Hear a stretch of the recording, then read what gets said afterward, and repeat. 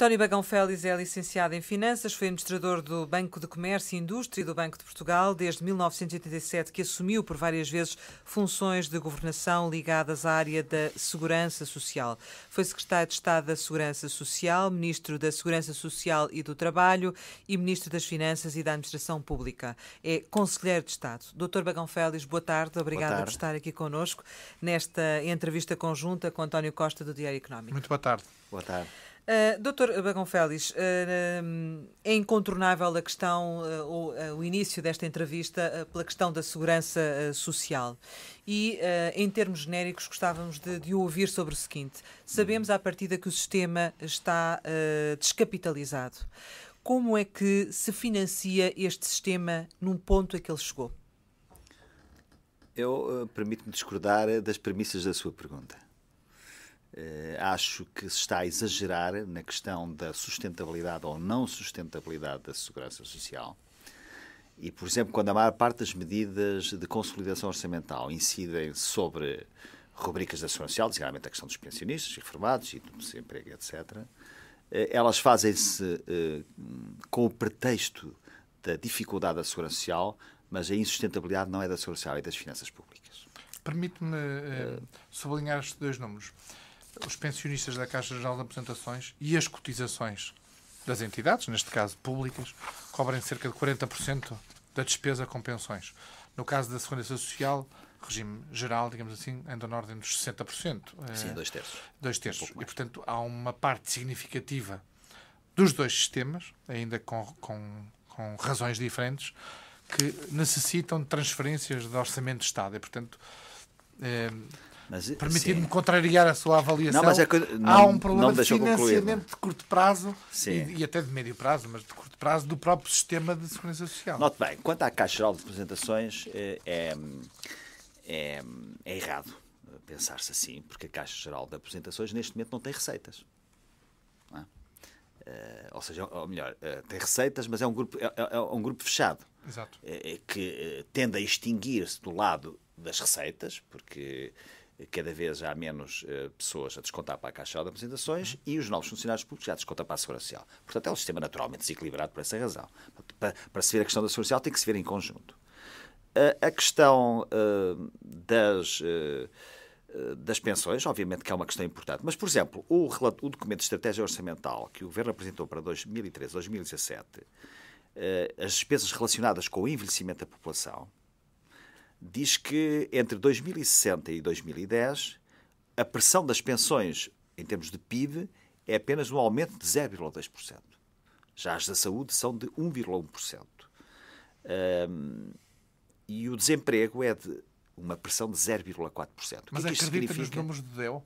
É os números do DEL. Mas acredita nos números do DEL? Não nesses. Não só nesses, mas a fonte aqui é do DEL, mas a fonte é o Aging Report European Economic. Portanto, é o relatório sobre o envelhecimento. O que é que eu quero dizer com isto? O sistema de segurança social e das suas pensões, evidentemente que tem neste momento dois adversários. O adversário demográfico, nasce-se menos e vive-se cada vez mais tempo, felizmente, e o adversário económico, ou seja, da criação da riqueza, porque a distribuição da riqueza, que é a essência da segurança social, depende, em primeiro lugar, ou é função da criação de riqueza.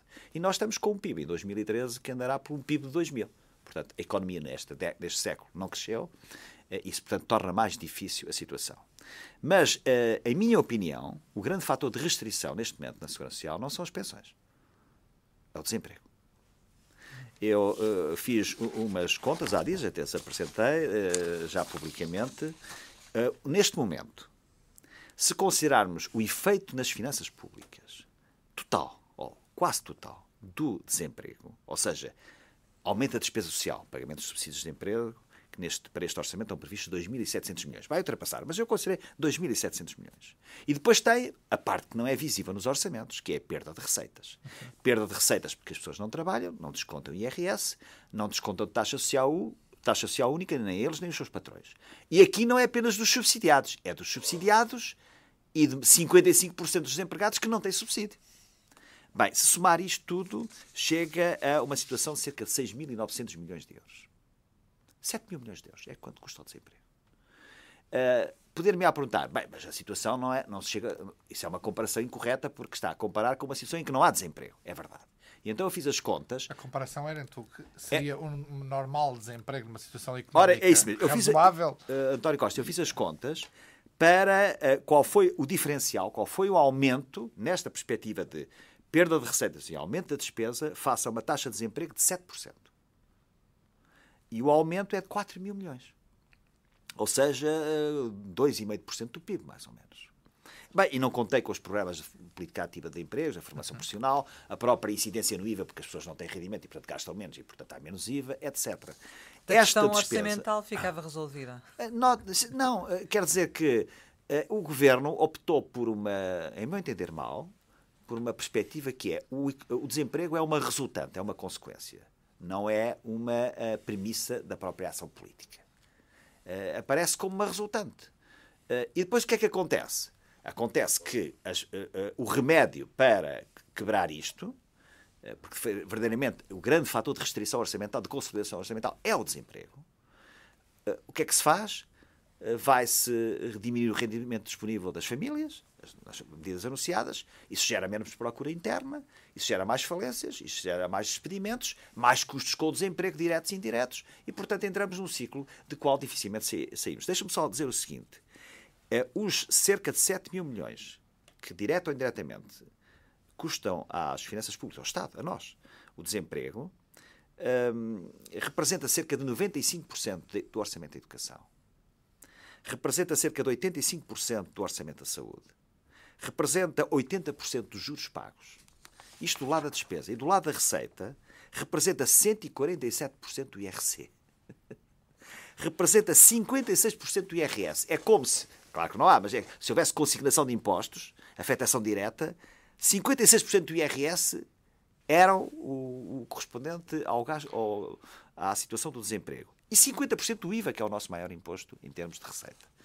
Por isso, a questão é, sem dúvida, fundamental, o desemprego. Portanto, as soluções que estão a ser apresentadas também não vão ultrapassar esse problema? Em meu entender, necessariamente discutível, vão agravar. Porque vão retirar rendimento às pessoas e a pessoas que, de um modo geral, têm uma... permita-me o jargão económico, tem uma propensão marginal ao consumo quase igual a 1, ou seja, o que recebem, gastam, e não recebendo, não gastam, portanto a situação é muito simples, e portanto vão contrair a procura interna. E contraindo desta maneira, ainda por cima são pessoas, estou-me a referir sobretudo a reformados e pensionistas, cuja procura interna é de bens não transacionáveis. O pensionista já não compra automóveis, já não compra alta tecnologia, etc, etc. Portanto, é uma situação de algum araquiri orçamental. Deixe-me esclarecer. Enfim, por um lado, o Banco de Portugal dizia recentemente que os reformados são os que mais poupam, os que, apesar de tudo, ainda têm mais capacidade de poupança, e, portanto, afetando eventualmente menos o consumo se perderem rendimento. Mas em termos percentuais. Em termos de montantes. Exatamente, em termos obviamente percentuais. Claro. Mas deixe-me esclarecer, para fecharmos a questão até porque já vamos às questões económicas, mas às questões da segurança social. Considera que não é necessário hoje mudar o financiamento do sistema de pensões? Não, está bem como está? Não. Considero que é desejável mudar o sistema de financiamento das pensões. E nesse sentido, os pensionistas, os atuais pensionistas, seja do regime geral, seja da Segurança Social Pública, devem ou não participar no financiamento do sistema enquanto pensionistas? Não, jamais. Porque qualquer país civilizado, a pensão é um direito de propriedade. Aliás, o seu valor também é um direito de propriedade? É. Exatamente. Porque, então, a pensão, sim, mas o valor... A sua pensão, obviamente, porque então, nessa altura, deixa-me dizer quase... Eu acho que, aliás, o ministro Vítor Gaspar considerará que termina a reforma da Segurança Social quando não houver despesa. No limite, quer dizer, começamos a cortar a despesa social, ela num dia está tudo equilibradíssimo, porque não há despesa, não há pensionistas, não há reformados, não há desempregados, não há... Ou olha, há, mas não tem nada. Não recebem. Enfim, estou a caricaturar, naturalmente. Mas como é que se financia, então, Dr. Era isso que eu ia responder, mas a sua questão era sobre... Tem a ver sobre a partilha de exatamente, a partilha de despesas. Não, porque isso é um ponto muito importante, porque repara bem, eu estou a referir-me exclusivamente às pensões contributivas, isto é, aquelas que resultam de um esforço de poupança forçada por via legal. Sim. Não estou a referir a pensões que caem do céu ou outras que não são pensões, isso são rendas. Sim. É diferente. Mas essas pensões resultam de um contrato, desde logo um contrato de confiança, ética, social, política, que destruído tem efeitos arrasadores sobre o futuro da segurança social. Porque hoje qualquer pessoa pensará, mas porquê é que eu estou a descontar? Vão-me amanhã mudar as regras. Isto é, esta instabilidade, ou dizer ao contrário, a quebra de um modelo de estabilidade é uma questão do ponto de vista psicológico, social, político. Ouça, o governo está a mexer com a base de qualquer sistema democrático e do Estado de Direito. Mas isso não é propositado, Dr. Bagão Félix? Isso não há aí uma intenção por trás de levar, nomeadamente, as pessoas a equacionarem mais a situação de um privado do que do Estado enquanto financiador? Não, está a falar com uma pessoa que, quando foi Ministro da Segurança Social, procurou introduzir o plafonamento. Portanto, eu sou favorável à partilha de riscos. E essa é uma das maneiras de resolver o problema de futuro, em meu entender. Mas, obviamente, quanto a se é propositado ou não sei. Evidentemente que, em parte, deixe-me dizer também que eu acho que nós não estamos perante um triunvirato ou uma troika, estamos perante um quadrunvirato. Porque temos que incluir o ministro Vítor Gaspar na troika, porque ele está do outro lado da mesa, na maior parte das medidas. Não direito do ponto de vista patriótico, nem intencional, nem nada disso, mas de facto ele é o porta-voz interno da troika. Mas quando se toma atitudes como estas, há uma intenção, não é? Sabe-se que há uma intenção, não é? O processo de intenção não faço. Posso dar as minhas explicações, acho que deve ser este caminho ou deve ser aquele, mas isso não gosto de E fazer. sabem-se as consequências também. Exatamente, mas deixe-me ainda dizer sobre... Nós temos o sistema de segurança, o sistema de pensões, que é o mais parecido com o sistema alemão, portanto, de origem bismarckiana, o seguro social, no fundo. Sim. E na Alemanha é das coisas sagradas, como direito de propriedade. É um ponto absolutamente importante. Depois já há que referir o seguinte, já vamos à questão do financiamento, mas quem governa tem que ter sensibilidade humana e social. Porque é um elemento fundamental na política, não é? Esta coisa de lançar coisas para o ar, informes, que hoje um secretário de Estado diz que é assim, amanhã aparece uma entrevista que diz que é um pouco diferente, ou que pode ser.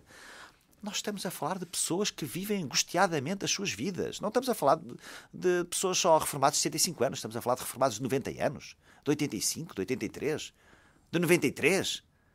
Então, estas pessoas têm que ser tratadas com dignidade dos seus direitos, mas, sobretudo, de não lhes gerar angústia e ansiedade como se estivesse a movimentar uma folha. Isto não é governar assim. Tem que se governar com uma sensibilidade social radical. Sobretudo em momentos de dificuldades. Das explicações, não concorda com a medida, claro. Não? Independentemente de que o Governo viesse explicar todas as exceções que pretende introduzir, nomeadamente os pensionistas de 80 anos não serem abrangidos, independentemente disso... Nós não sabemos nada. Não concorda com a medida e... Claro. Vamos lá ver, quanto às 3 medidas, mas eu não quero deixar de responder à e depois vou responder a essa questão. A questão que o António Costa pôs muito frontalmente. A questão de financiamento, sobretudo das pensões da Segurança Social. Eu acho que é desejável, em primeiro lugar, e hoje quem me criticava muito por causa de uma cultura de partilha de riscos e de uma parte fora do sistema público, isto é, um Estado não totalizante no domínio das pensões, hoje percebe que tem que ser assim. Ou seja, hoje temos que dizer aos jovens, sob pena de estarmos a enganar, que não podem pôr todos os ovos no mesmo cesto. Têm que partilhar risco. A vida é cada vez mais incerta, mais imprevisível. Isso é um dado, que nós não podemos fazer grandes tratados ideológicos ou doutrinais sobre isto, mas isso é um dado resultante da demografia e resultante da economia. Este é um primeiro ponto. Um segundo ponto é que a possibilidade de entrar num sistema de capitalização é aliciante, mas é impossível. E é sobretudo impossível no momento em que o sistema tinha que financiar os já reformados e, ao mesmo tempo, capitalizar os reformandos, é que estes se vão reformar. Há quem também, há muitos anos, eu da Segurança Social penso há 40 anos nisto, não é? E há quem defenda, e bem, do ponto de vista teórico, outras formas de imposição fiscal que financiem as pensões. Por exemplo, um imposto sobre o valor acrescentado das empresas, sobre as amortizações, porque, de facto, o sistema da Segurança Social tem esta perversidade de, sendo um sistema social, prejudicar as empresas de mão de obra intensiva. Ou seja, uma empresa que está perante este dilema, ou contrata mais uma pessoa, ou põe uma máquina, obviamente que põe a máquina, porque sobre a máquina não paga 23,75% de taxa social única. Ou seja, o sistema social é um imposto sobre o emprego, não sobre o trabalho, mas sobre o emprego. E, portanto, mas essas experiências têm sido muito discutidas. Eu sou favorável a elas, no plano académico, teórico, em tese, mas ainda nenhum país fez. E neste contexto, qualquer país na Europa, na União Europeia, a fazer sozinho, era fazer o papel de cavaleiro andante. Como é que saímos disto? Isto é, aqui a Europa... É um fator em que a Europa devia ter uma posição comum. Não tenho qualquer dúvida sobre isso, porque suponha que Portugal resolveu também lançar um imposto sobre o valor acrescentado, ou um imposto sobre o dióxido de carbono, etc. É muito bonito dizer, mas se for sozinho, enfim, as empresas portuguesas deslocalizam-se, entram em situação difícil, etc. Agora, quanto às medidas, as 3 medidas que foram anunciadas do lado dos pensionistas, eu devo dizer, em primeiro lugar, que me irritam os eufemismos, não é? Por exemplo, aquela do reponderar o fator de sustentabilidade, leia-se retroagir o fator de sustentabilidade. Porque o que é que acontece agora? O fator de sustentabilidade, que é a tendência da esperança média de vida das pessoas aos 65 anos, foi criado em 2007. E hoje as pensões, em 2013, já têm uma penalização de cerca de 5% se as pessoas se reformarem aos 65 anos, ou não se querendo reformar e não ter, ou melhor, não querendo ter a penalização, trabalham mais 5 meses, se tiverem uma carreira completa. Ora, ao passar para 66 anos, mantendo embora a idade da reforma nos 65 com penalização, nessa altura de 10% a 12%, é a mesma coisa que dizer que o fator de sustentabilidade existe desde o ano 2000. Portanto, é retroagir. E há outra coisa, esta medida está dita, vem na comunicação social, é de onde eu sei, que renderá ao Estado qualquer coisa como 240 milhões de euros. Ora, não há 240 milhões de euros desta medida em 2014 e o mesmo valor em 2015, se for pela via de os novos reformados. Não, claro, tem que atingir os atuais. Vai atingir os atuais. Não sei até onde. Se até os reformados até 2000. Qual é a salvaguarda, digamos assim. Exato. Quer de valor de pensão. Mas repara isso. Quer dizer, data de... António Costa, o que me entristece nisto é que lança-se a medida e depois, quer dizer, a medida tinha que ser toda formatada para percebermos, porque estas pessoas, todas as pessoas, vivem momentos de grande angústia. Há famílias com pessoas desempregadas, com reformados, etc. A outra medida, portanto, isto aqui a convergência do setor público com o setor privado. A convergência do setor público com o setor privado, concordo, aliás, em grande parte já está feita, primeira verdade, e já está feita completamente para os empregados ou para os funcionários públicos que entraram desde agosto de 1993. Acontece que o seu efeito retroativo, que obviamente era evidente na verba que estava prevista, mais de 700 milhões de euros, e que depois o Secretário de Estado da Administração Pública foi incapaz de desmentir e, portanto, esclarecer que, de facto, há retroação. Acho isso errado e, aliás, inconstitucional. Claramente inconstitucional. Porque, no fundo, isto é uma forma indireta de imposto. Ora, a lei diz que os impostos retroativos são proibidos. O que é isto, não um imposto? Sobre um direito de propriedade das pessoas. Há um ponto que não tem sido muito esclarecido. Por exemplo, o Sr. Secretário de Estado da Administração Pública referiu numa entrevista televisiva que a convergência de 2005 para a frente está feita. Ele só diz parte da verdade, não diz toda. Porque isto tem que ser dito com clareza. Se querem a convergência tem que ser total. Por exemplo, os funcionários públicos, neste momento, na parte da reforma, relativamente aos descontos que fez desde 2005, está a ser prejudicado em relação aos da Segurança Social. Porquê? Porque na Segurança Social, o fator de revalorização dos salários, para efeito do cálculo da pensão, desde 2005, é baseado na evolução do índice de preços do consumidor. A taxa de inflação. Embora devesse ser sobre os salários, porque, para incluir a produtividade. Mas isso é outra questão. É, portanto, o IPC. E sabe qual é a dos funcionários públicos? é a escala 100 da remuneração na administração pública. Mas Que está é uma congelada. forma enviesada, digamos assim, de forçar a convergência? Não, mas então faz-se a convergência, considerando que os funcionários, eu estou à vontade porque eu não sou funcionário, nem serei aposentado da Caixa Geral de Aposentações, serei da Segurança Social em breve, mas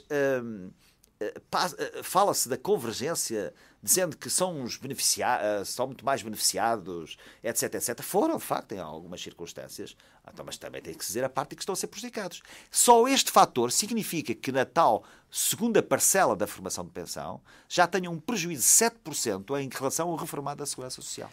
Esta medida da taxa de sustentabilidade foi colocada na avaliação, na 7ª avaliação da Troika, porém foi dito que não seria colocada em prática aguardando uma alternativa.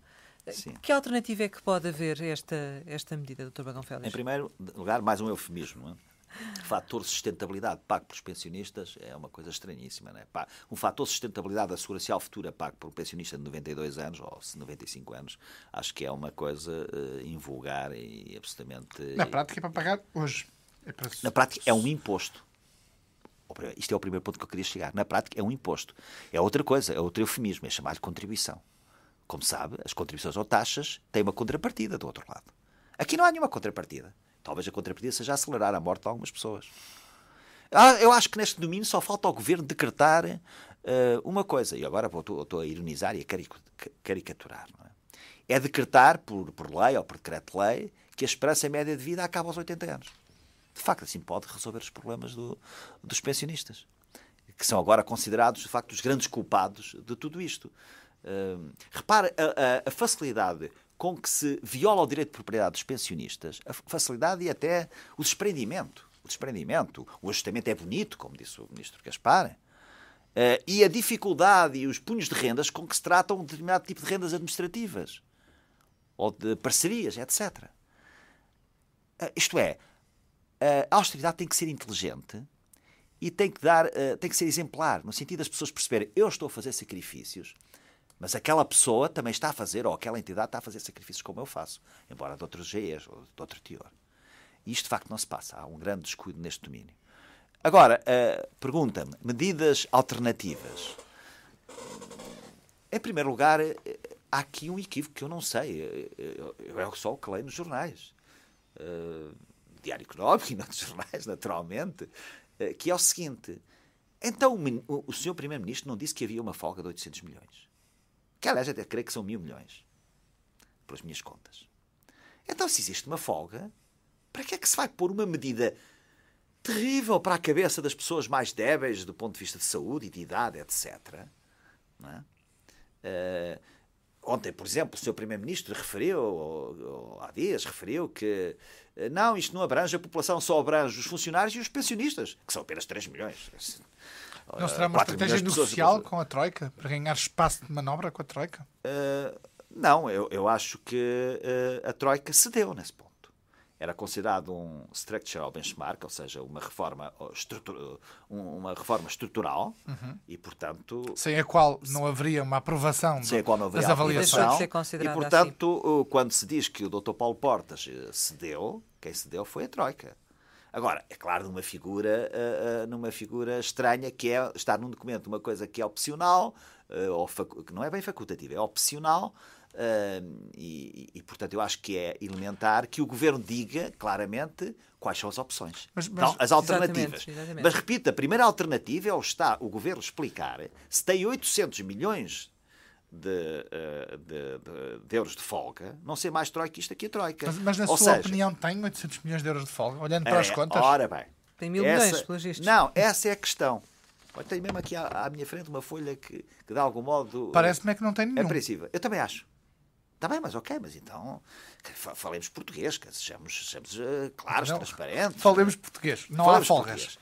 Não, ou seja, a folga vai perder-se em grande parte do lado das receitas. E esse é o ciclo vicioso desta austeridade. É porque há menos receita fiscal, porque a recessão está a ser cavada, as pessoas consomem menos, há menos IVA, há menos rendimento, há mais desemprego. Voltamos à questão do desemprego. E reparem só nisto. Eu fiz umas contas. A previsão do Orçamento de Estado para 2013 de alguns impostos, face à base com que trabalharam de 2012, já assim subestimada, não é? Ou melhor, sobreestimada, é IRS um aumento de 31%. Enfim, que é o brutal aumento que nós estamos todos a suportar, não é? Pois, na execução de março de 2013 está em 22,6%. O IRC é um aumento de 4%. Na execução orçamental está uma diminuição de 11%. E no IVA, não quero amassar com mais, uma previsão de um acréscimo de 2%. Na execução orçamental de março está uma diminuição de 0,6%. Portanto, isto vai ser um buraco nas receitas fiscais que, obviamente, vai desgastar parte, se não a totalidade, dessa almofada. Ou seja, isto é uma série de erros conjuntos. É erros de previsão, é erros de otimismo, é erros de não perceber a realidade da economia, que não é apenas a realidade macroeconómica e fria e tecnocrática dos números. Tem que se contar com expectativas. Hoje a economia é uma ciência comportamental. É uma ciência muito ligada à psicologia. Isto é, quando, por exemplo, se anunciaram estas medidas, que podem ou não vir a ser concretizadas, já se gerou o efeito mais perverso, que é as pessoas não consumirem, retraírem-se, travarem as suas opções. Isto é, antecipam os efeitos da recessão. Isto, sinceramente, eu não consigo perceber. Mas o ajustamento não teria necessariamente um efeito mais ou menos parecido com este? Isto é, era possível, no contexto em que a Europa está em recessão. Sim, sem dúvida. E em que o ajustamento, por causa dos excessos de endividamento do país, das famílias, das empresas, claro. Era possível imaginar um ajustamento, independentemente também das avaliações políticas sobre a forma como isto é gerido. Era possível uma alternativa a estas consequências? Uma subalternativa. Não serei tão otimista, mas vou explicar. Eu acho que, como há pouco disse, a austeridade tem que ser inteligente. A austeridade, em primeiro lugar, olha, do ponto de vista social, e já vou à sua pergunta, o que me faz impressão nesta questão dos reformados e pensionistas é pô-los na primeira linha da fila. Quer dizer, eu reconheço que numa situação de emergência muito grave se tenha que, enfim, obter determinado tipo de poupanças ao nível das pensões. Mas no fim, como último recurso, não como primeira medida. É uma das coisas que a mim me confrange mais. Agora, a austeridade, esta austeridade, em primeiro lugar, eu acho que estes programas de austeridade são programas feitos à medida e com o mesmo fato de países com moeda própria. Este é o primeiro erro dos FMIs, dos bancos centrais europeus e companhia limitada. É que fazem processos de ajustamento como se nós tivéssemos moeda própria. Ora, um processo de ajustamento sem moeda própria significa uma divergência de objetivos entre a política de consolidação orçamental e a consolidação das contas externas. Há um conflito, difícil de resolver, muito difícil, e aí considero até que os governantes atuais são corajosos, têm um sentido patriótico, porque tem que ter, mesmo errando, porque hoje é muito difícil estar nestas circunstâncias a governar. Mas este é um erro primário da austeridade. O segundo é que eu acho que seria mais inteligente suponha, por exemplo, que por cada 1 milhão de euros se consegue estruturalmente cortar na despesa, em vez de 1 milhão de euros, isto é um número, enfim, só para exercício académico, ser todo levado à diminuição do déficit, deveria ser levado, em boa parte, sei lá, por exemplo, 75%. Mas isto, eu não estou a dizer os números, apenas académicamente. E os outros 25% não iam à redução de déficit, mas iam à redução de impostos. Que, aliás, até poderia gerar mais receita fiscal. Como já se começa a falar nisso, mas só numa perspectiva futura. Não, parece que já há alguma sensibilidade para essa solução. Eu acho que tem que haver, porque o exemplo mais dramático que nós temos, esperemos não chegar lá, mas é o da Grécia. A da Grécia está há 5 ou 6 anos em recessão. Já 1/3 ou quase 1/3, 30% do produto abaixo do que tinha antes da crise. As pessoas já estão todas reduzidas ao mínimo, etc, etc. E depois? Não se resolve nenhum problema. Agravaram-se todos os problemas sociais, políticos, também políticos. os Syrizas ou os UKIPs na Inglaterra ou os partidos piratas ou das novas alternativas, sejam de direita ou de esquerda, resultam desta fragmentação. Diz que tem sido que devemos ser inteligentes no que diz respeito à austeridade e que no que diz respeito ao desenvolvimento económico, ao relançamento da economia. Sim, também. É claro que o crescimento é uma palavra mágica que agora se transforma numa espécie de ícone do futuro. Político, exatamente. Todos nós, qualquer pessoa normal, é a favor do crescimento, não é? Agora, é difícil ter crescimento quando, em primeiro lugar, se desinveste no investimento. Passa quase a redundância. Isto é, dispersou-se completamente o investimento. Por exemplo, uma das coisas que eu acho, quando se fala nas novas regras do Tratado Orçamental, o déficit estrutural não pode ser superior a 0,5% do PIB. Acho que essa regra, que se chama o regrador, mas não é regrador é outra coisa. É outra coisa, sim. Exatamente. Mas, por exemplo, não devia isentar desse cálculo algumas despesas de investimento públicas. Porque senão, repara bem, o problema do euro é este, não é? É que foi, em primeiro lugar, considerado um fim, não um instrumento. Não há história, não há conhecimento de nenhum Estado no mundo que tenha criado a moeda antes do Estado. E a União Europeia, nesse aspecto, não tem qualquer lógica de federalismo orçamental. Eu não sou federalista, mas contra mim falo. Mas devíamos ter em conta isso. Não é? Como diz, aliás, Viriato Sormanho Marques, nós devíamos, ao menos, ter um federalismo de legítima defesa. Depois, o euro é uma construção em que os Estados partem todos do mesmo sítio, como se estivessem em estádios de desenvolvimento iguais. Isto é como começar uma corrida de 100 metros, em que alguns começam nos 100 e outros já percorreram 70 antes de começar a corrida. Mas, entretanto, houve alguma evolução. Por exemplo, hoje vê-se o tipo de intervenção que o BCE tem no mercado e não tem nada a ver com o que se supunha ser possível há 1 ano e meio ou há 2 anos. Sem dúvida. O que significa que as coisas podem mudar. E mesmo, por exemplo, o relatório da Comissão, que foi feito já sobre estas questões de aprofundamento da União Económica e Monetária, tem ideias muito boas. Os Eurobills, portanto, as euroobrigações de curto prazo, um fundo de amortização, ou seja... Agora, o problema é que na Europa fazem-se muitos documentos, discute-se muito, depois decide-se a passo de tartaruga e concretiza-se a passo de caracol quando se concretiza. Mas isso tem consequências também nesta mudança de discurso que se verifica na Europa, tanto a nível do Banco Central, da Comissão Europeia como do FMI, no sentido de dizer e de concluir que basta da austeridade, mas depois, na passagem à prática, parece que está a demorar muito tempo, não é? Os mesmos... Nós temos uma troca aqui feita por técnicos certamente respeitáveis e competentes. E os seus chefes andam a dizer exatamente isso. A austeridade é crescimento, não é? Portanto, há muitas palavras, como dizia Shakespeare. São só palavras. Mas então como é que chegamos ao Já agora deixe-me só dizer um ponto, a propósito ainda da sua pergunta, que medidas?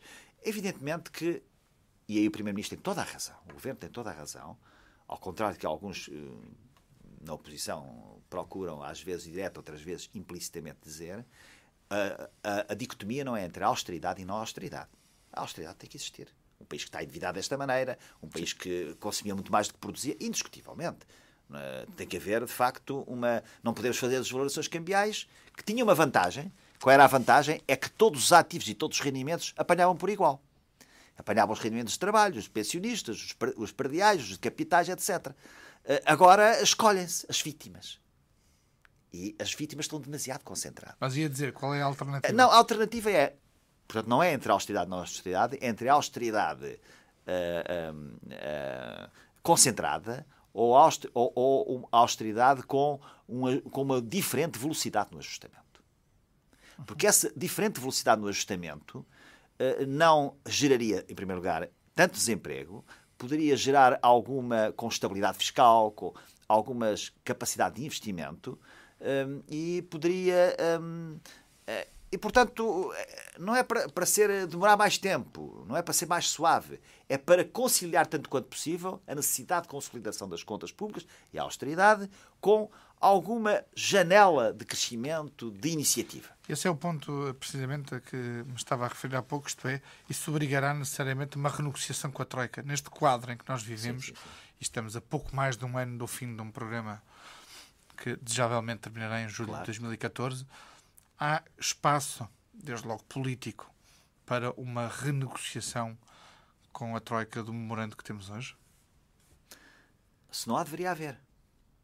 O problema é que o principal interlocutor com a Troika é o primeiro defensor da Troika e do seu programa.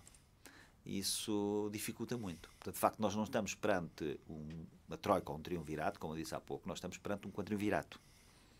Portanto, se mudar esse defensor, o Ministro das Finanças, Dr. Vítor Gaspar, será possível renegociar o acordo com a Troika? Eu tenho toda a consideração pelo professor Vítor Gaspar. Conheço, é um homem bastante íntegro, honesto, trabalhador, competente nas suas matérias, mas às vezes fora da realidade concreta. Esgotou o seu papel? Eu acho que está esgotado. Teve esta excelente em parte, não é? Emissão da dívida, não é? Porque foi um preço muito alto, mas era um preço que tínhamos que pagar para entrar no comboio da dívida, não é? Mas eu acho que ele errou demasiado e neste momento está desgastado. Isto também é um problema de confiança. Não sei se haverá melhor ou se haverá um Ministro das Finanças potencial que possa, perante uma situação tão dramática, e fazer melhor, mas o senhor Ministro das Finanças faz lembrar aquela história que eu às vezes conto, não é? De uma senhora que se aproximou de um economista e pediu-lhe o número de telefone, o telemóvel, não é? E o economista respondeu: olha, não lhe posso dar o número de telemóvel, mas posso lhe dar uma estimativa. E, portanto, nós andamos de estimativa em estimativa cada vez mais afastados da realidade. Mas isso leva-nos ao ponto seguinte, e também é importante porque condiciona tudo, que é se a saída do Ministro das Finanças de facto pode funcionar, não só como uma janela para a renegociação, mas também para um novo ciclo político em Portugal, porque não depende apenas da renegociação com a Troika, obviamente. Em primeiro lugar, tenho que reconhecer que o Sr. Ministro das Finanças tem uma notoriedade muito forte, notoriedade e confiança desde o Ministro das Finanças alemão até as entidades europeias e os nossos credores principais. Internamente já não é assim. Internamente já não é assim, não é? É um bocadinho como o Pedro Proença, o árbitro, não é? É o melhor lá fora e cá dentro é muito contestado. Peço desculpa desta imagem um bocadinho forçada. Agora, eu acho que eu entendo, vejo assim de fora, que acho que os problemas neste momento na coligação não são da coligação. Não. São entre o Ministro das Finanças e alguns ministros. Nomeadamente o Ministro Paulo Portas. Exatamente. Ou como, por exemplo, não sei, eu estou a falar como Ministro da Economia, que o Ministro da Economia apresenta um programa de fomento de competitividade ou de emprego, ou como é. E passado 8 dias surge um documento de estratégia orçamental que pura e simplesmente abafa, engole esse documento, bom ou mau, melhor ou pior, não é? Ou seja, tudo no governo, tudo se resume, isto é, eu há dias utilizei essa imagem e permita-me que utilize outra vez, não é? O Ministério das Finanças fez uma OPA sobre as políticas setoriais. Fez uma OPA sobre a Segurança Social, uma OPA hostil, aliás, como se está a ver, e gratuita. Fez, desde o princípio, uma OPA sobre a economia, que não existe. E, portanto, de facto, o Governo reside no Ministério das Finanças. Eu percebo que num contexto de um cumprimento de um programa de ajustamento tão difícil como este, evidentemente que o Ministério das Finanças, que foi sempre importante e é decisivo, aqui tem que ser mais ainda importante. Mas há limites que a democracia cristã não pode aceitar? Há limites.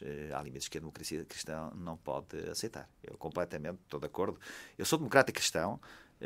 A Europa foi construída, sobretudo, no pós-guerra, preservando a paz, criando um Estado social com todos os defeitos e problemas que tem e que irá atravessar, mas que são ativos civilizacionais, que foram construídos pela democracia cristã e pelo socialismo democrático ou social-democracia. Não é? E de repente parece que essas ideias desapareceram, esvaneceram-se, e estamos perante uma ideologia sob a capa de não ideologia. Esta ideologia da austeridade pela austeridade em alguns casos é consequencial, ou seja, é o que tem que ser, noutros casos tem uma agenda ideológica. Por isso considera... Por exemplo, desigradamente relativamente ao papel do Estado Social. Claro. Por isso, para si, é justificável que o Dr. Paulo Portas tenha recusado esta Fez medida. muito bem, na minha opinião. Porém, depois acaba por aceitar... Não aceitou. Aceitou outra coisa diferente. Uma coisa é uma medida estar num programa da Troika, com a Troika, que é obrigatório, e mais do que obrigatório, é da primeira linha, é de reforma estrutural. Outra coisa é deixar de ser reforma estrutural e passar a ser uma medida opcional, ou seja, é passar para o Governo essa responsabilidade. Ou para ele, Paulo Portas, Sim, de apresentar uma alternativa. Não é? Exatamente. Ou seja, o problema está no Governo. O Governo tem a faca e o queijo na mão para que aquela medida não seja posta em prática. Porque a Troika deixou de o exigir.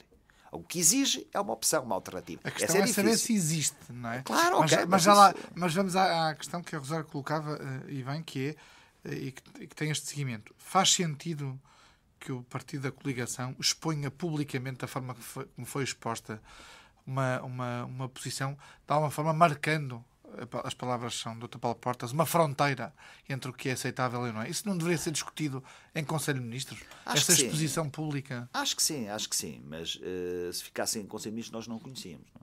Mas portanto, do ponto de vista da coesão do Governo e da credibilidade do Governo e da credibilidade da coligação, não era preferível? António Costa, você vê lá fora as coligações a discutirem, por exemplo, entre os liberais democratas e os conservadores na Inglaterra, a discutir se deve haver referendo sobre a Europa publicamente.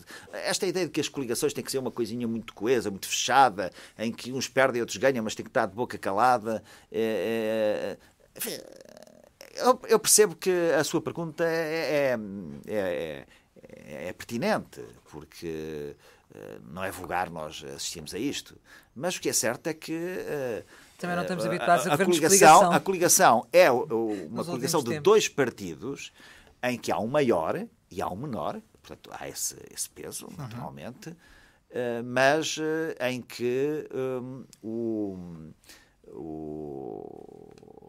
partido pequeno não pode ser uma espécie de sidecar do partido grande. Isto é, o partido pequeno, é claro que tem menos combustível, o sidecar tem que acompanhar o carro maior, mas tem que ter travões, tem que ter embreagens, tem que ter acelerador, etc. Não é?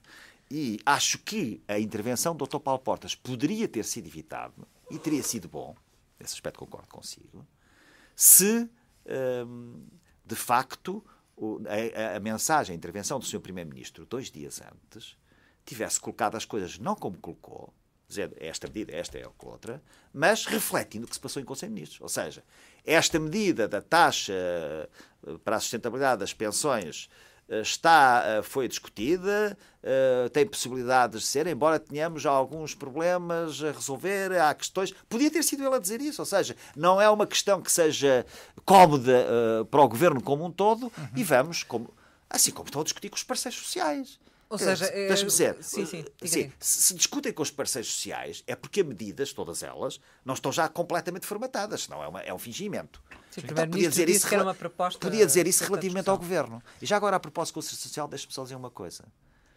A questão dos pensionistas não era importante até há pouco, não é? Um pensionista com 1.000 euros já perdeu desde 2013 em relação a 2010 27% do valor real da sua pensão. 27%. E, portanto, os pensionistas são o principal alvo. Ora bem, estas medidas vão se discutir na concertação social onde não há pensionistas representados. Quem discute estas medidas sobre reformados, aposentados e pensionistas são patrões e sindicatos.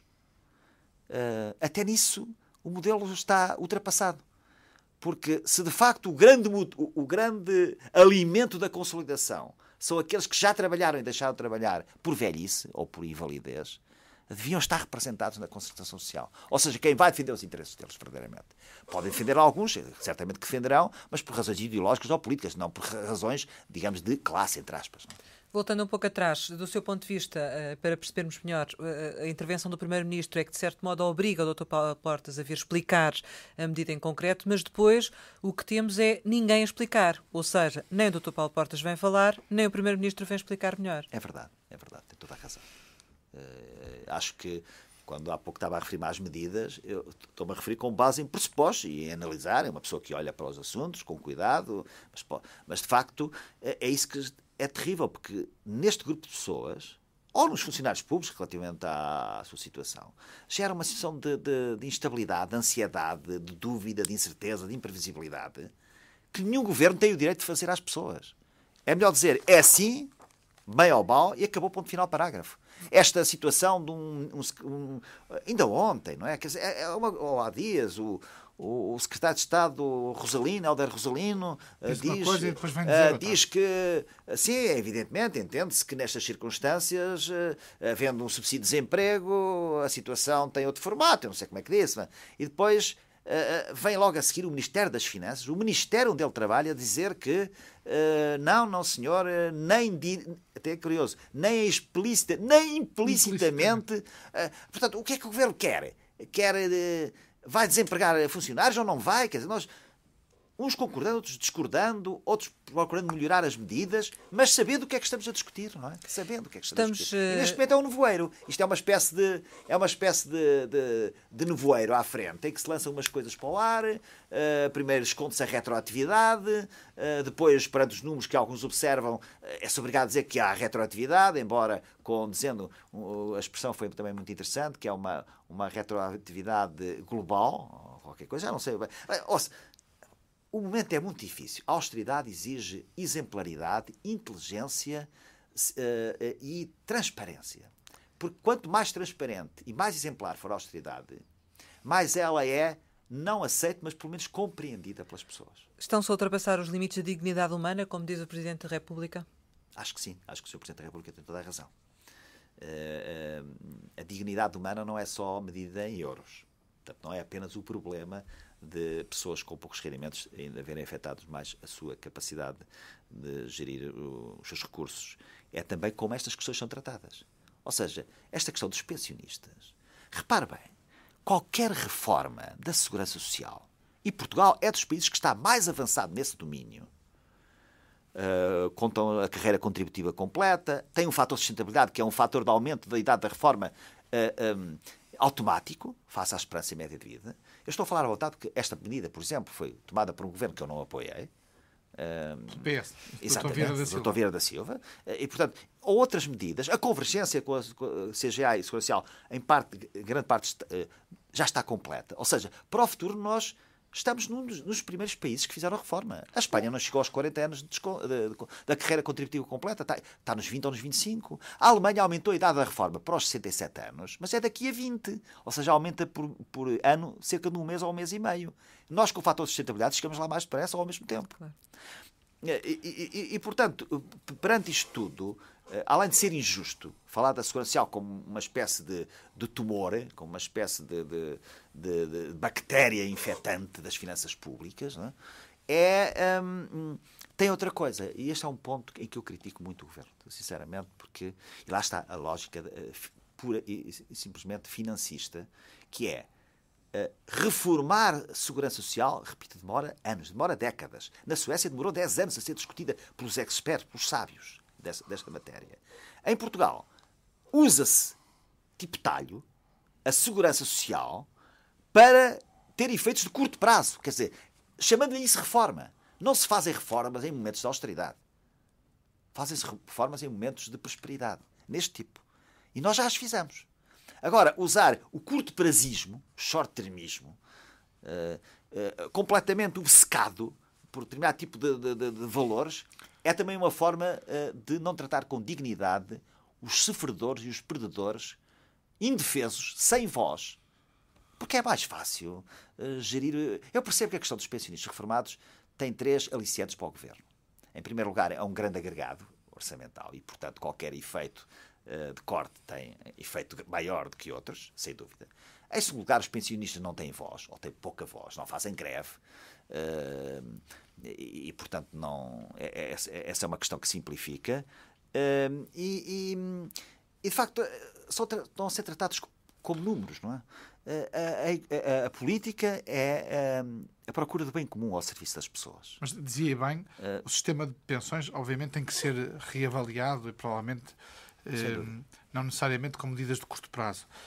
Eu perguntava-lhe, porque também foi responsável por uma dessas operações, pelo menos que me recordo, se à data, com esta informação que temos hoje, se quando era Ministro das Finanças e visto com o que tem hoje, com os dados que tem hoje, se os movimentos como a passagem de fundos de pensões de entidades públicas, como bancos, ou como o CTT, e agora mais recentemente bancos todos os governos privados, fizeram todos, se também não contribuiu para o desequilíbrio das contas da Segurança Social e, desde logo, porque esse dinheiro acabou por ser utilizado não para a Segurança Social, mas para tapar outros problemas. Claro. Não é bem assim. Há uma subtil diferença. Evidentemente, se me perguntar, em tese, e com toda a honestidade, digo que eu preferia não ter feito aquela operação. Fila em situação, como outros governantes e outros ministros. Para cumprir um déficit. Fizeram, exatamente. Mas foi a operação que mais me custou fazer enquanto Ministro das Finanças. Porque via completamente contra aquilo que eu penso. Mas às vezes nós, nestes lugares, estamos sujeitos a essa situação. Não é? Como está o atual Ministro, certamente. O que aconteceu nessa transferência... Vamos lá ver. Não há prejuízo para a Segurança Social se o que entrar de receita, o one-off, ou seja, num determinado ano, corresponder... Enfim, às responsabilidades demográficas e atuariais. Assim. E, por exemplo, na Caixa Geral de Depósitos tivemos essa preocupação e nos fundos para a frente também creio que houve, essa preocupação. É anunciado, o problema é que depois esse dinheiro não fica no sistema. Ora bem, era aí que é essa subtil diferença. É que, no caso de alguns fundos, como Caixa Geral de Depósitos, esse bem, o dinheiro não foi para as finanças. Foi para a Segurança Social. Para a Caixa Geral de Apresentações. Foi para a Caixa Geral de Apresentações. A primeira vez que eu me recordo, e eu não conheço o detalhe de todas as operações, mas o que aconteceu nesta transferência, por exemplo, dos bancários, é que o dinheiro foi todo para as finanças, que agora fazem uma transferência de 500 milhões de euros por ano para a Segurança Social. O que é diferente, apesar de tudo. Não é? Apesar de tudo, o dinheiro ficou... No fundo, o que mudou foi o recipiente contabilístico, não é? Ou seja, passa por exemplo, na CGD, não é? No Fundo de Pensões da Caixa Geral de Depósitos, passou do Fundo de Pensões da Caixa Geral de Depósitos, ela própria entidade pública, para o Caixa Geral de Apresentações. É quase uma operação contabilística. Agora, quando se perde, vai para as finanças e pura e simplesmente, apesar de tudo, há uma diferença que não é substantiva, mas tem algum interesse. Dr. Bacão Félix, o Presidente da República, falando dos limites da dignidade humana que não devem ser quebrados, estando consciente, como fez no discurso do 25 de Abril, da real situação do país, a avaliar pelas suas palavras, faz sentido convocar um Conselho de Estado que pretende discutir não o presente, mas o futuro pós-Troika? Percebo a sua questão, também a faria se estivesse no seu lugar, mas eu não posso responder.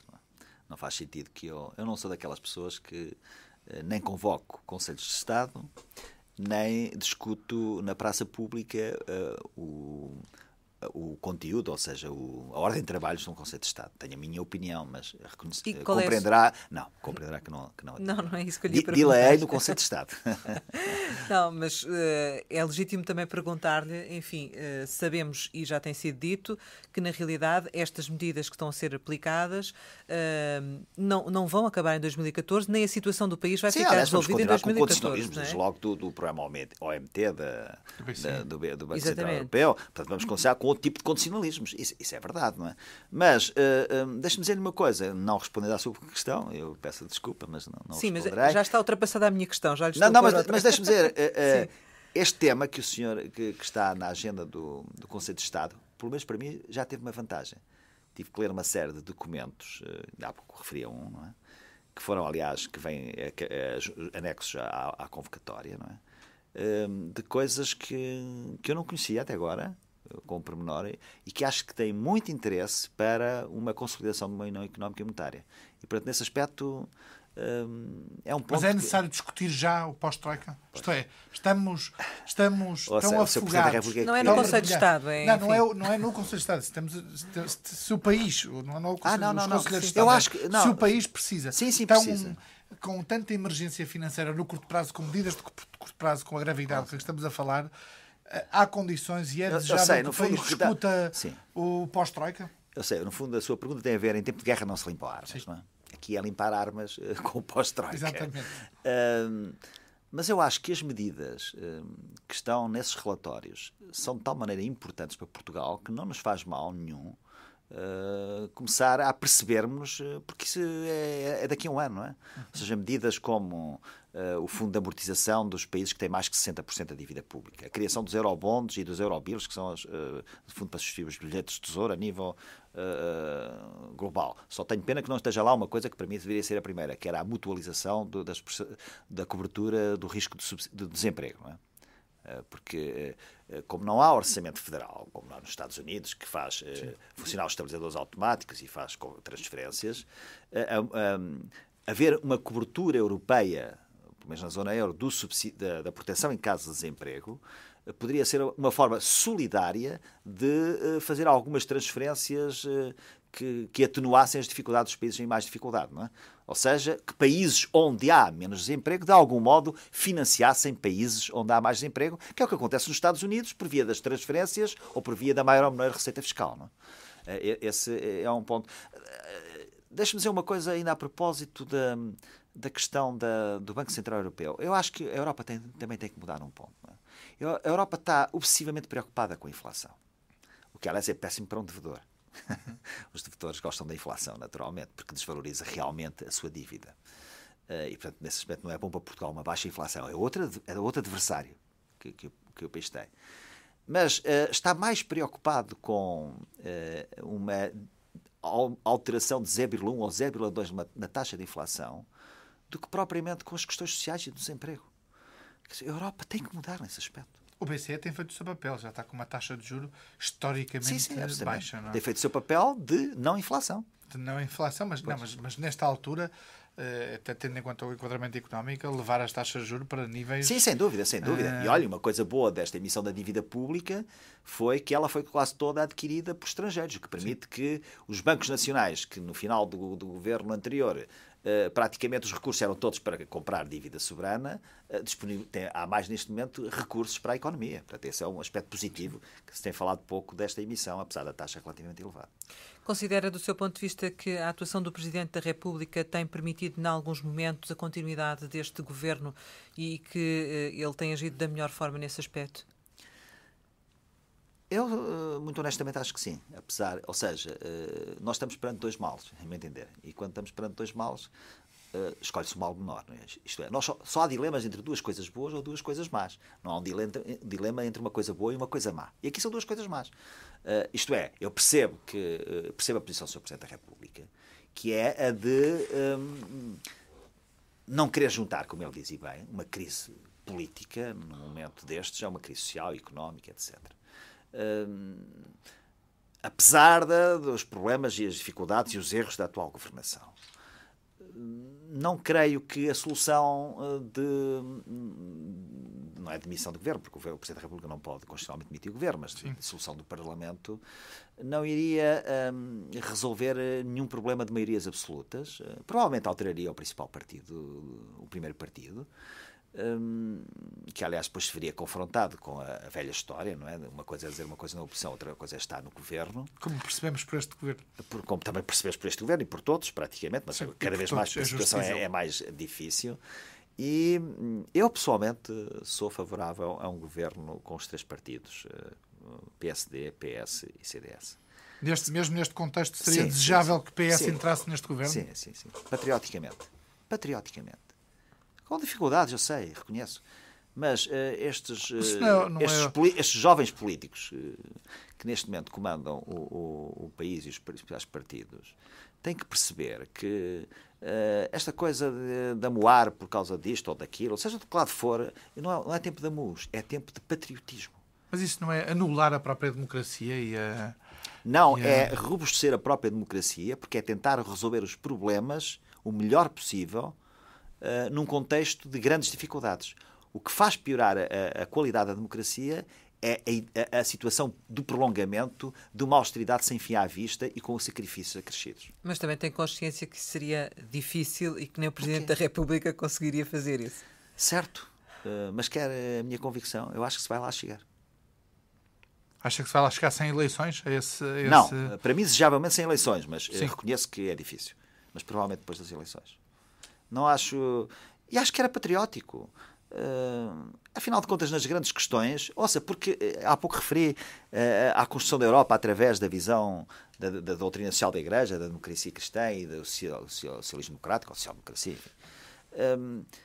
E sabe, eu acho que os três partidos juntos conseguiam equilibrar as várias lógicas predominantes em todos eles. Uma lógica mais liberal, uma lógica mais de sensibilidade social, etc.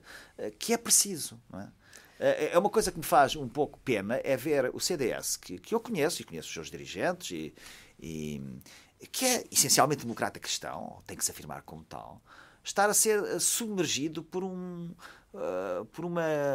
não sei se é ideologia, mas por uma agenda absolutamente insensível ao que eu chamo o humanismo radical. Não é? O humanismo radical. Mas também ficamos com a ideia que este governo só subsiste e esta coligação só subsiste porque efetivamente tem que responder perante um plano que foi assinado. Claro, assinado por outro governo.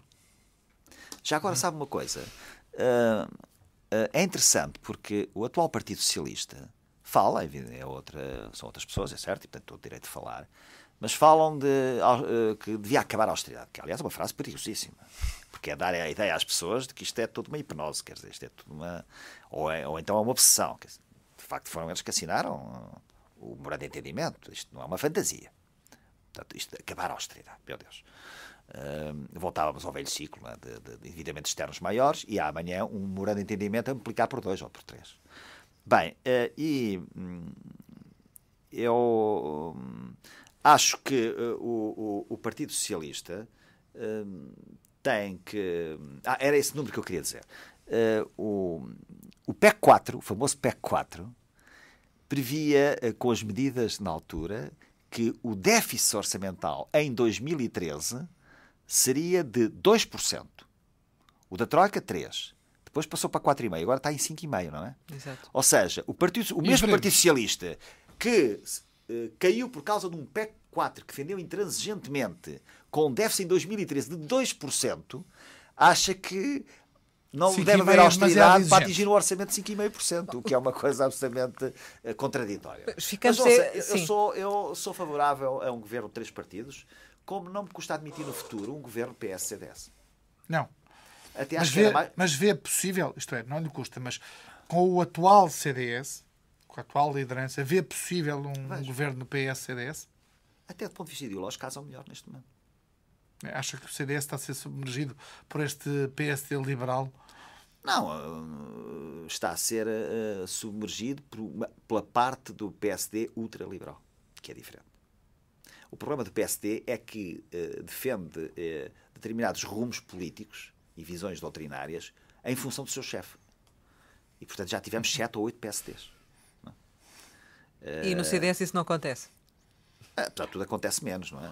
Já aconteceu, eu lembro-me na altura com o Francisco Lucas Pires que se dizia, e bem, foi na altura, acho que os poucos anos em que fui deputado, independente por CDS, em que se falava de 3 correntes, a democrata cristã, a conservadora e a liberal, justamente. Não é? Mas a pouco e pouco eu acho que o partido tem sido cada vez mais centralizado na democracia cristã. O Sr. Paulo Portas com defeitos, com inconvenientes, etc.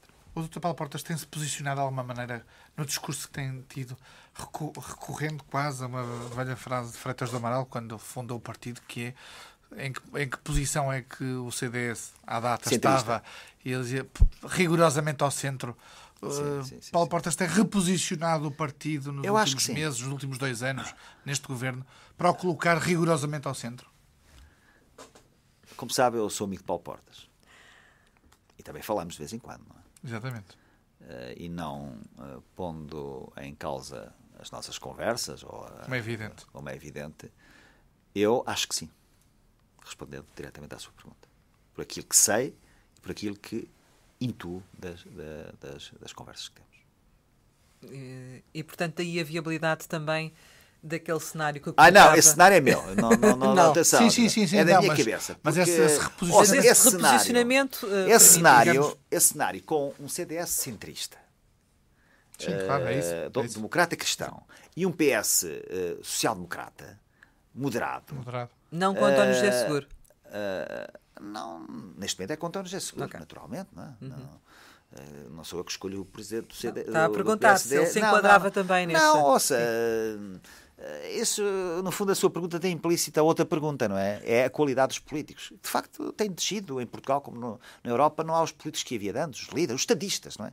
A diferença entre políticos e estadistas está às vezes nisto, não é? Mas nessa componente ideológica faria... Nessa componente, de facto, é uma componente que construiu a Europa e que é natural. E que num período de grandes dificuldades faz contrabalançar a lógica de uma economia social de mercado com a preocupação social, com uma visão moderna e de futuro da ideia da empresa, da ideia de iniciativa. Porque é que não pode ser construído assim? Como também pode com o PSD, evidentemente, mas é só para dizer que é uma hipótese que eu não descarto e que não me... sendo eu uma pessoa democrata cristã, direi mesmo em alguns aspectos, sobretudo comportamentais, bastante conservador, sou defensável, não me repugna, pelo contrário, essa possibilidade. A terminar esta nossa conversa, não posso deixar de lhe perguntar, amanhã é a última jornada do campeonato. Estou aqui frente a um benfiquista. Ainda acredita na concretização do sonho? É mais difícil que uma coligação CDS-PS. Meu Deus. Sabe, eu estou neste momento traumatizado pelo número 92 e quase não consigo ter raciocínio. Dr. Bagão Félix e todos os benfiquistas, praticamente. O que é que eu lhe posso dizer? Acho que as probabilidades de o Benfica não ser campeão são elevadíssimas. Se pensar racionalmente. Mas no futebol nós temos a parte que não é racional, é pura e simplesmente emocional. E na parte emocional tenho aquela fezinha que não se mede no meu benficómetro, que, olha, há uma resta de esperança. Acho que o Benfica tem sido muito infeliz. Esta quarta-feira foi muito infeliz, fez um grande jogo, orgulhou Portugal. Dignificou o país, enfim, na perspectiva futebolística, obviamente, mas sabe, um benfiquista como eu, absolutamente determinado e convicto, é tão benfiquista nas vitórias como nas derrotas. É curioso que eu, quando acontecem estas coisas, ainda me sinto mais benfiquista. Acho que isso é a beleza de futebol, também às vezes é o sofrimento, mas é a parte em que eu saio de mim. Ou seja, eu como sou uma pessoa normalmente ponderada, ou julgo que sou, não é? Razoável, etc. Quando estou a ver o Benfica, parece que tenho outra personalidade. Saio de mim, mas isso faz-me bem. O coração fala mais forte. Exato, faz-me bem. Quer dizer, eu costumo dizer que em futebol sou militantemente faccioso. Quer dizer, nunca vejo um penalti contra o meu clube, nunca vejo um penalti bem marcado, um offside mal assinalado contra o meu clube, mas ao contrário vejo. Enfim, estou a caricaturar, naturalmente. Mas isso é que faz parte a vida também é isto. Não é? A vida portanto, a libertação de energias que às vezes tem que existir. O seu coração puxa para a vitória, a sua razão diz-lhe que não. É isso mesmo. Dr. Bagão Félix, muito obrigado por ter estado hoje aqui connosco. Foi um gosto. Boa tarde. Boa tarde.